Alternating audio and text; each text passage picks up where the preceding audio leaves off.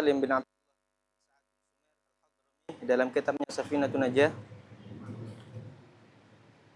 Sebelumnya kita telah masih membahas tentang arkanul iman, rukun-rukun iman. Telah kita bahas rukun iman yang pertama, yaitu iman kepada Allah. Kemudian rukun iman yang kedua, iman kepada malaikat Allah Subhanahu wa taala. Dan rukun yang ketiga yaitu iman kepada kitab-kitab Allah Subhanahu wa taala. Nah, itu sudah sebelumnya telah kita bahas, alhamdulillah. Kemudian sekarang kita masuk ke dalam pembahasan tentang rukun kepada para rasul wa rusulihi, para rasul, utusan Allah Subhanahu wa taala. Nah, siapa itu mereka para rasul? Para rasul sebagaimana kemarin dijelaskan di Muqaddimah itu adalah sebagaimana definisi nabi, akan tetapi rasul diperintahkan untuk menyampaikan wahyu yang diterima oleh mereka. Definisi nabi kemarin sudah dijelaskan di Muqaddimah. Insanun hur dzakar salimun an munaffirin tab'an wa an dana'ati abin wa khana ummin fa in umira bitablighi fa nabiyyun wa rasul wa in lam yu'mar bitablighi fa nabiyyun.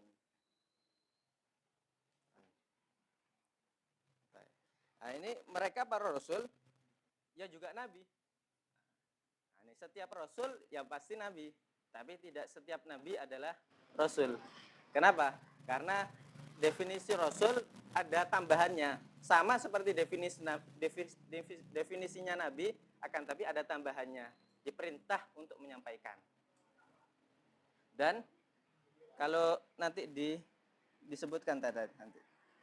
Nah, ini para anbiya dan para rasul itu banyak jumlahnya. Bahkan para anbiya itu lebih banyak daripada para rasul. Ya kan? Lebih banyak. Para anbiya lebih banyak jumlahnya. Berapa? 124.000.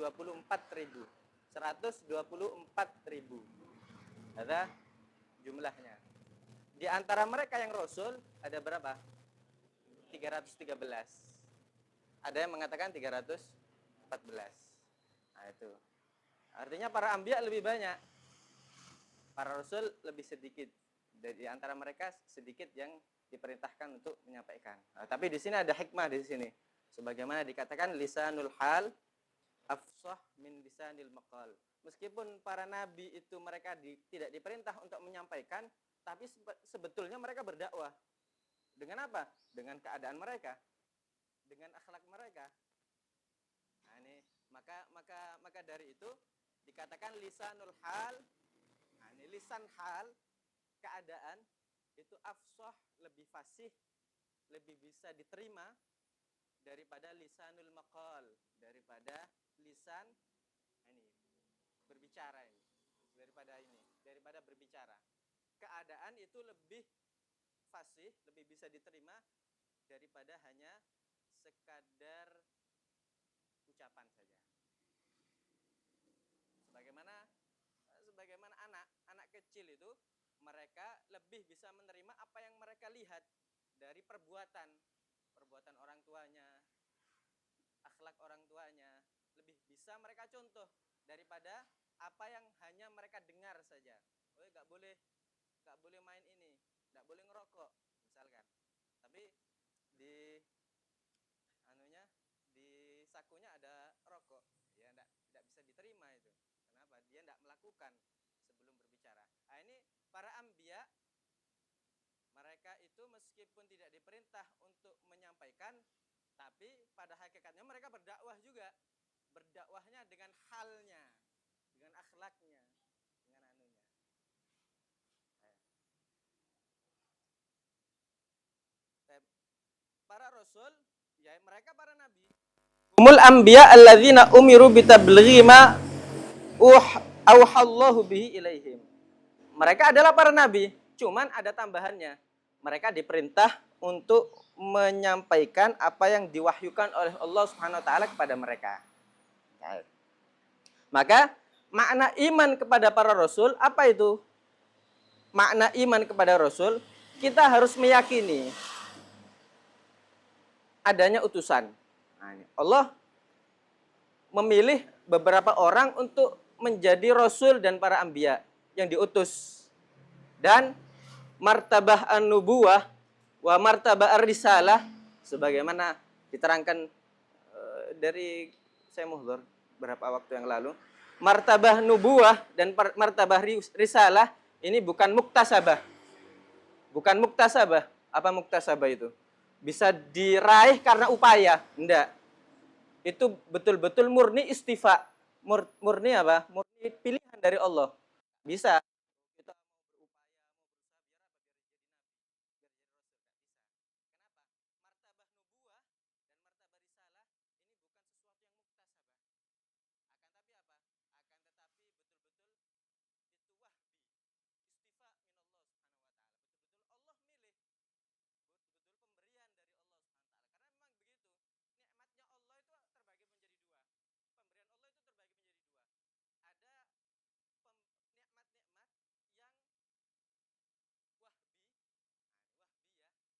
Istifa minallah subhanahu wa ta'ala. Betul-betul Allah milih. Betul-betul pemberian dari Allah subhanahu wa ta'ala. Karena memang begitu. Nikmatnya Allah itu terbagi menjadi dua. Pemberian Allah itu terbagi menjadi dua. Ada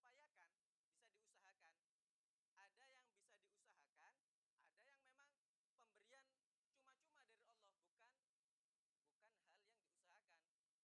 Nah, ini wahbi ya. Ada anugerah dari Allah yang apa? Muktasab, yang bisa diupayakan, bisa diusahakan. Ada yang bisa diusahakan, ada yang memang pemberian cuma-cuma dari Allah, bukan hal yang diusahakan. Jadi seperti itu. Jadi kadang ada beberapa nikmat itu harus kita usahakan. Kita harus melakukan sebab-sebabnya agar memperoleh itu nikmat, agar memperoleh itu pemberian dari Allah. Tapi ada beberapa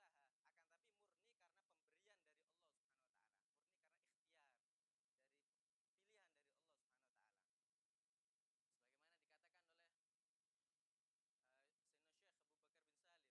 Subhanahu wa taala, murni karena ikhtiar dari pilihan dari Allah Subhanahu wa taala. Sebagaimana dikatakan oleh Sayyidina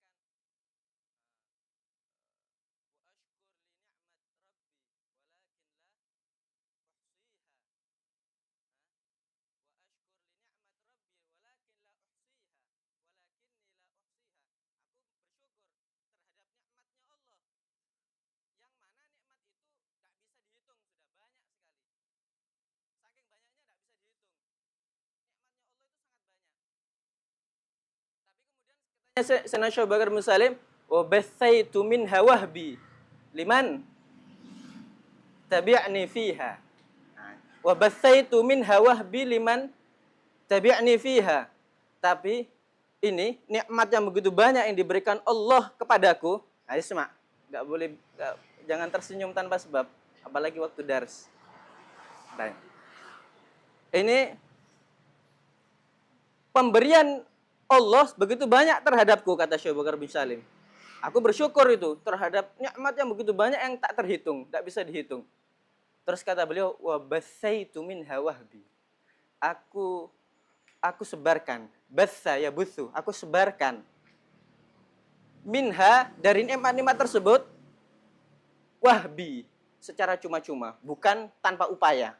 Ada nikmat itu yang muktasabah, ada nikmat yang wahbiyah. Nah, dikasih secara cuma-cuma. Buat siapa? Liman tabi'ni fiha, bagi orang-orang yang ngikuti aku, katanya. Nah, ini mereka para pengikutnya Sayyidina Syekh Bakar bin Salim, orang yang di daerahnya Sayyidina Syekh Bakar bin Salim dapat khususiyah apa? Dapat nikmat yang wahbi, yang disebarkan oleh Sayyidina Syekh Bakar bin Salim, yang mana itu semuanya dari Allah Subhanahu wa taala.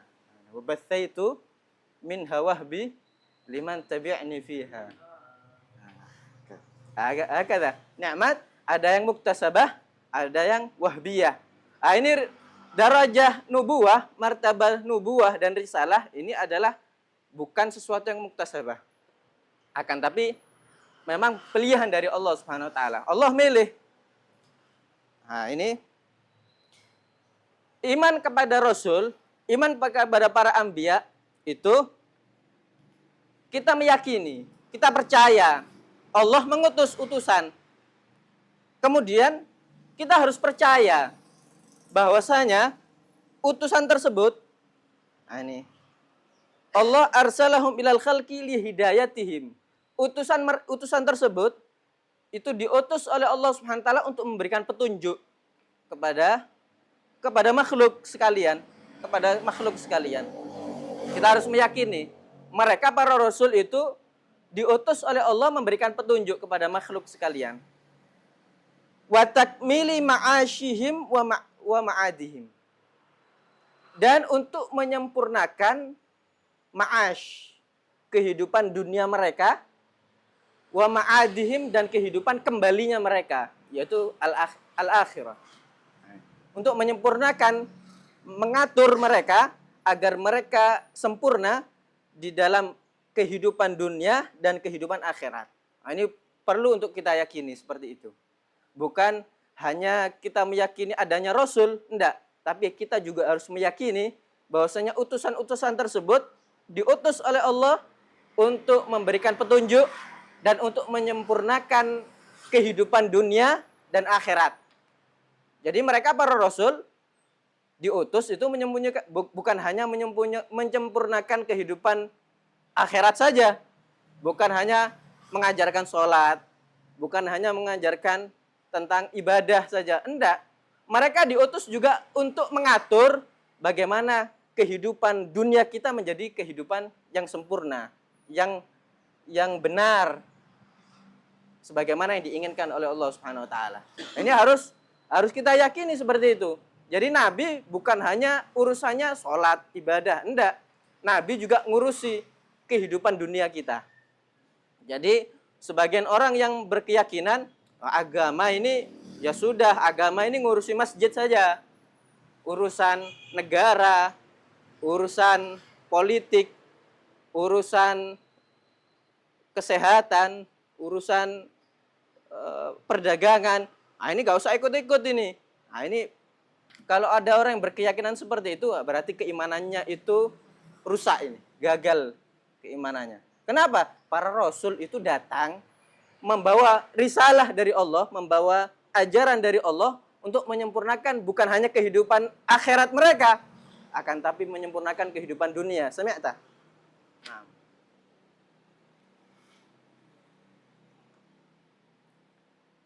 Nah, itu. Jadi harus kita yakini seperti itu. Artinya mereka juga mengatur kehidupan dunia kita. Malah jangankan urusan cebok aja diatur sama syariat. Ya apa cebok yang benar? Ya apa cebok yang benar? Nah, ini cebok yang benar menggunakan tangan kiri misalkan. Pakai ini. Pakai jari tengah bagian sini, bagian dalam. Seperti itu. Bukan pakai ujung jari seperti ini. Akhirnya masuk semua di sini nanti. Susah menghilangkan. Enggak, tapi pakai ini. Seperti ini. Nah, kemudian setelah itu sebagaimana diterangkan di Kutubul Fiqh itu, habis itu digesek-gesek ke al-ard, ke tanah. Nah, ini di lantai mungkin kalau kasar lantainya. Jangan ke bak mandinya itu, kasihan nanti yang setelahnya. Wah, yang kasar itu artinya agar hilangnya sempurna ya nih. Yang kasar-kasar itu digesek. Akhirnya meskipun pakai air saja, tidak usah sabun, nah, insya Allah sudah hilang gitu baunya. Kenapa digesek itu? Gesek ke bawah. Nah itu, bukan hanya kehidupan akhirat saja, tapi mereka juga mengatur bagaimana kehidupan dunia manusia. Wa ayyadahum bil mu'jizat ad-dala ala sidqihim. Dan mereka para utusan sama Allah diberikan mukjizat. Untuk apa? Untuk mendukung mereka, untuk menguatkan mereka bahwasanya mereka itu benar datang dari Allah. Datang memang diperintah oleh Allah Subhanahu wa taala agar mereka itu dipercaya. Wa annahum ballahu anillah risalatahu wa bayyanu ma amarahum bi bayanihi lil mukallafin. Dan harus kita yakini bahwasanya mereka para utusan Allah itu sudah menyampaikan apa yang mereka ditugaskan itu. Sudah disampaikan semua. yang diperintahkan oleh Allah untuk disampaikan sudah mereka tuntaskan semua. Dan sudah mereka jelaskan apa yang diperintahkan untuk disampaikan, untuk dijelaskan kepada setiap mukallafin, setiap manusia, makhluk yang terkena taklif, kewajiban oleh Allah Subhanahu wa taala, yaitu mereka adalah orang-orang yang balik dan berakal. Balik dan berakal. Berarti yang belum balik bukan mukallaf. Yang enggak berakal, gila, bukan mukallaf. Dan sebagainya. Wa annahu yajibu ihtiramuhum kulluhum wa adamut tafriq baina ahadin minhum. Mereka itu para nabi semuanya harus dimuliakan. Tidak boleh mencela salah satu dari mereka, menghinakan salah satu dari mereka akan menyebabkan kekufuran waliyadzubillah. Artinya imannya bermasalah di sini. Kekufuran waliyadzubillah. Harus dimuliakan semuanya. Dan tidak boleh kita membeda-bedakan, mengutamakan satu dengan yang lainnya, kecuali yang memang sudah warid tentang keutamaan Nabi satu dengan yang lainnya. Semuanya mulia. Semuanya adalah orang-orang yang sempurna. Harus kita yakini itu. Terbebas dari segala kekurangan. Mereka adalah orang yang cerdas. Orang yang memiliki kecerdasan. Memiliki akal yang unggul daripada akal yang lainnya. Setiap nabi, mereka adalah orang yang paling istimewa di zamannya. Setiap nabi, Nabi Musa, maka Nabi Musa ini adalah makhluk yang akalnya paling unggul, makhluk yang paling istimewa di zamannya tersebut. Dan begitulah setiap nabi. Mereka adalah orang yang paling mulia di masanya, dan mereka adalah orang-orang yang terbebas daripada kekurangan. Tidak boleh kita meyakini kekurangan dari salah seorang daripada nabi. Apalagi penghulu mereka dan pemimpin mereka, yaitu Nabi Muhammad SAW. Adalah seseorang yang memiliki akal yang luar biasa. Sebagaimana dijelaskan, kalau seandainya akal itu ketika diciptakan oleh Allah Subhanahu wa taala, tis'atu a'syar. Kabarnya tis'atu a'syar. Tis'atu a'syar. A'syar ini jamak. Jamaknya apa? Jamaknya usyur. Usyur. Usyur itu artinya apa? 1/10. 10%. Ini 9 dari 10%, 9-nya 10% ada 9. Berapa berarti? 90%. Tis'atu a'syar, ini 90% itu akal diberikan kepada Nabi sallallahu alaihi wasallam. Nah, kemudian sisanya 10%, usyurun itu dibagikan kepada seluruh makhluk, baik para nabi dan para makhluk yang lainnya dari awal sampai akhir. Mereka adalah orang yang paling sempurna. Dan tidak boleh kita adamut tafriq baina ahadin minhum. Tak boleh membedakan satu dengan yang lainnya. Kecuali yang memang warid keutamaan orang tersebut dari yang lainnya, seperti Nabi Shallallahu Alaihi Wasallam. Nah, kita meyakini karena memang itu ada bukti, ada dalilnya bahwasanya Nabi adalah yang paling sempurna dari yang lainnya. Kemudian di antara para Nabi itu yang paling afdol adalah ulul azm, yang dikenal, yang diistilahkan sebagai ulul azm, ulul azmi minar rusuli. Nah, siapa aja itu? Nabi Muhammad SAW. Kemudian Nabi Ibrahim. Kemudian Nabi Musa. Kemudian Nabi Isa. Kemudian Nabi Nuh. Dan urutan yang kita sebutkan tadi itu menunjukkan adhakak. Apa yang membuat kamu tertawa? Nah, urutan dari yang kita sebutkan itu menunjukkan yang nomor 1 itu lebih afdal daripada yang nomor 2 dan begitu selanjutnya.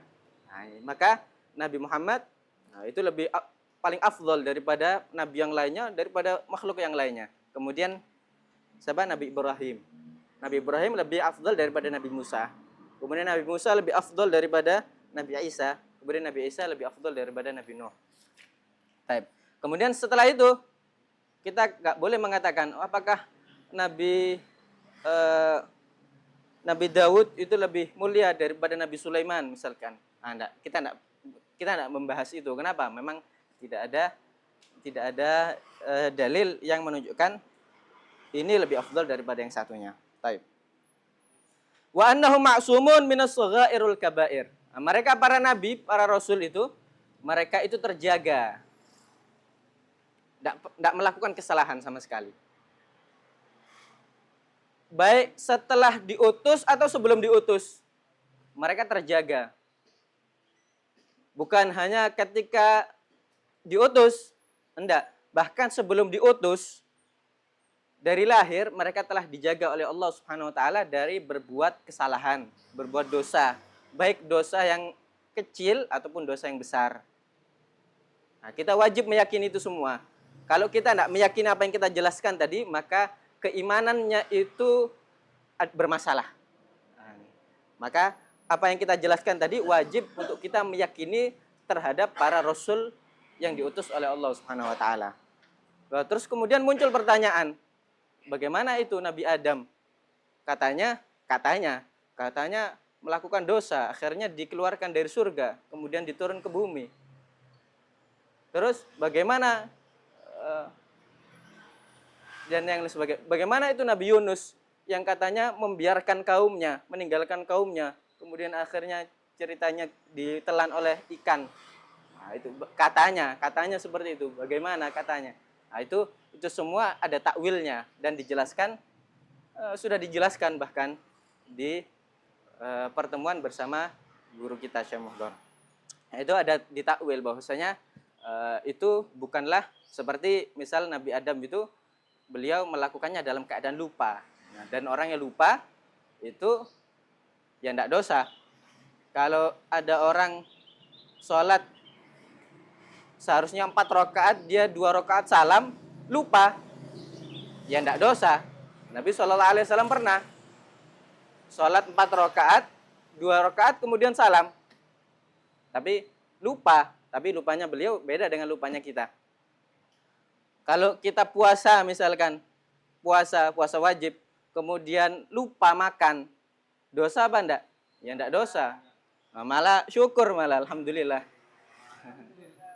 Nah, enggak dosa, lupa. Nah, itu salah satu takwilnya. Dan kesalahan-kesalahan yang mungkin zahirnya itu adalah sebuah dosa atau kesalahan dari para nabi atau para rasul, itu sebetulnya tidak seperti itu. Di situ para ulama menjelaskan bahwasanya itu bukanlah sebuah kesalahan dan bukan dosa, sebuah dosa dan ada tafsirannya, ada takwilnya.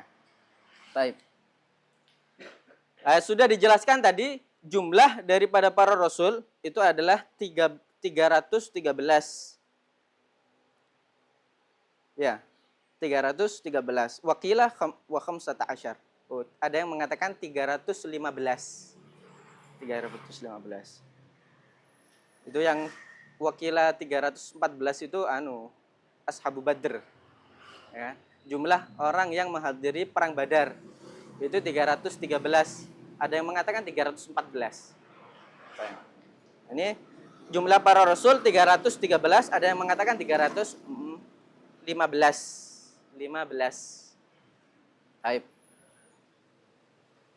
Kita wajib apakah kita wajib mengimani mereka para rasul? Apakah semuanya? Enggak, hanya yang disebutkan dalam Al-Qur'an saja, yaitu yang berjumlah 25. Yang berjumlah 25. Kita wajib mengimani yang 25 ini. Siapa aja mereka? Nah, itu disebutkan itu. Sebagaimana ketika kita belajar Aqidatul Awam, hum Adamun Idrisu Nuhun Huduma Saleh Ibrahimu kullun muttaba Lutun wa Ismailun Ishaku kadza Yaqubu Yusufu wa Ayyubuh kadza Syuaibu Haruna wa Musa wal Yasa' Dzulkifli Dawuda Sulaimanut Taba' Ilyasu Yunusu Zakaria Yahya wa Isa wa Taha Khatimun Da'faya. Nah, itu 25 itu jumlahnya. Nah, 25 itu yang wajib untuk diimani secara tafsil. Nah, dan wajib tahu semua itu yang tadi kita sebutkan 25.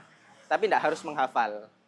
Loh ya apa? Tahu tapi nggak harus menghafal. Ya ketika Anda disebutkan apakah Dzulkifli itu termasuk, apakah Dzulkifli itu nabi? Ya, kita tahu. Ya, Dzulkifli itu nabi. Apakah Aisyah itu nabi? Maka kita tahu bahwasanya itu adalah nabi. Ya itu maksudnya. Wajib kita mengetahui tapi tidak harus hafal itu. Tapi ya ahsan hafal aja. Dari mereka yang ke-20 yang 25 itu yang paling afdal adalah ulul azm. Ulul azm. Artinya ulul azm itu mereka adalah ulul sabri wa tahammul masyaq. Orang-orang yang memiliki kesabaran dan bisa menanggung daripada cobaan yang berat. Tahammulil masyaq, ini menanggung kesulitan, cobaan yang berat. Itu tadi disebutkan sudah 5 tadi. Ini dinazamkan di sini. Dan tertib afdoliyahnya sesuai tertib penyebutannya tadi. Maka wajib bagi setiap mukallaf untuk mengetahui mereka para nabi dan para rasul tadi. Secara tafsil yang 25 tadi. Nah, kemudian wajib juga bagi para mukallaf untuk meyakini pada mereka sifat-sifat itu. Sifat wajib bagi mereka dan sifat mustahil dan sifat jaiz yang ada pada fi haqqir rusul, pada hak mereka para nabi dan para rasul. Termasuk yang kemarin kita jelaskan sebagai khamsuna aqidah, 50 aqidah yang wajib bagi setiap mukallaf untuk meyakininya. Nah, itu insyaallah kita jelaskan di pertemuan yang berikutnya dalam keadaan lebih baik lagi insyaallah taala. Insyaallah. Kita cukupkan dulu pada pertemuan kali ini, insyaallah kita teruskan di pertemuan berikutnya dalam keadaan lebih baik lagi insyaallah taala. Kita akhiri dengan pembacaan doa kafaratul majlis. Bismillahirrahmanirrahim. Subhanakallahumma bihamdika asyhadu an la ilaha illa anta astaghfiruka wa atubu ilaik.